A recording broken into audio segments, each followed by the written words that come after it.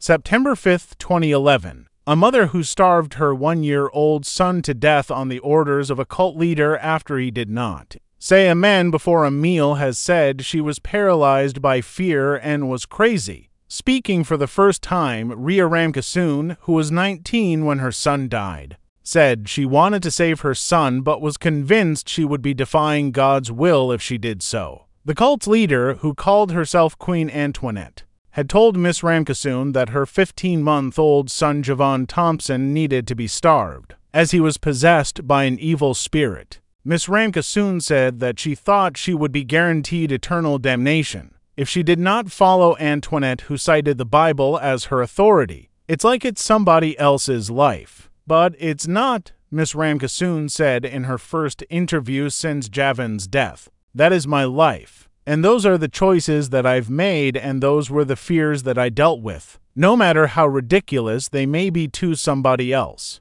The 19-year-old mother had been living with the woman for several months when her son did not say amen before a meal one morning. That word was one of the few Javon Thompson could not say at 15 months old, and Antoinette told Miss RAMKISSOON not to feed him until he said it.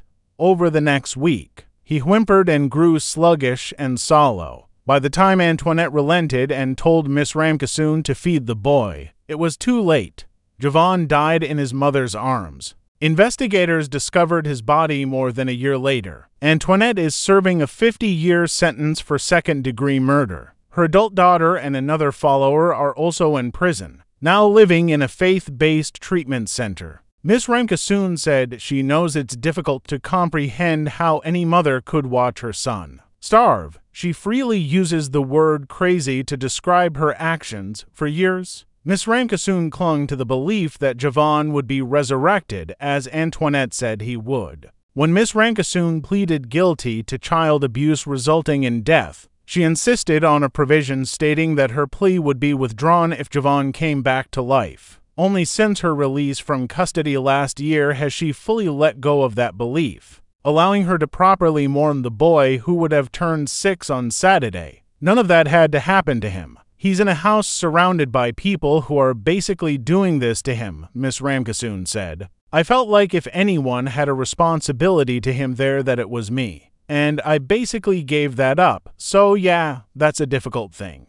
To die and to suffer in that kind of way. That's not easy to have to swallow. That's something that I'm very much responsible for, as much as anybody else. Miss RAMKISSOON said she joined the cult after she became disillusioned with traditional churches in Baltimore, where she lived after moving from her native Trinidad age 7. She got pregnant around her 18th birthday with her boyfriend, who ended up in jail. She claims that during her pregnancy her stepfather tried to choke her. Members of Antoinette's group took turns recruiting Miss RAMKISSOON. Though they were stingy with details about the arrangement, she was desperate, and their offer began to sound attractive. I had a really strong fear that Javon was going to get taken away from me if I didn't know what I was doing, she said. That's kind of when I took things in my own hands in April 2006. RAMKISSOON asked her mother to drive her and Javon to a park. She packed a few outfits and other supplies for him in a diaper bag. For herself, she brought nothing but the clothes she wore.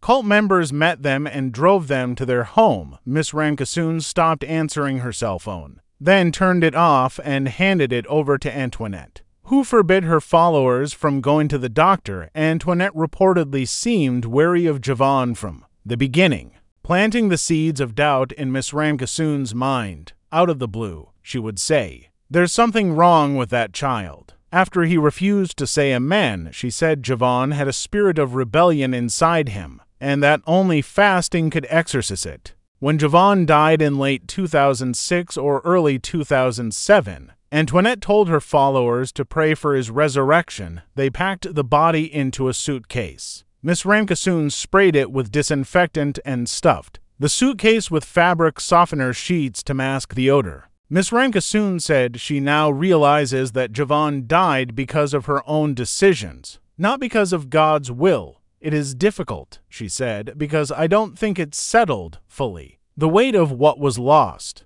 RAMKISSOON said she's often asked how she can still believe in God, but she credits her faith and the fellowship she's found at the treatment center for allowing her to take control of her life coming from a cult. "People don't want to hear you talk about God," she said. "I may have approached it the wrong way. It doesn't mean that God isn't true and that the community and love and family don't exist in the right way.